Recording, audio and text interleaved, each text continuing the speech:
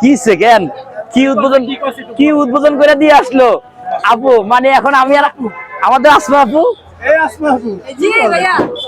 আপু কি চমক দেখায় আসছে। জাকির ভাই এখনো জাকির ভাইয়ের জায়গায় দাঁড়াতে পারে না, আবার আগের মতো আপু প্রতিদিন কোন জাকির ভাই জায়গায় আছে, আসমা আপু জায়গায় আছে। ব্যাপারটা হচ্ছে আপনার কেকের কোয়ালিটি এন্ড এটা থিম।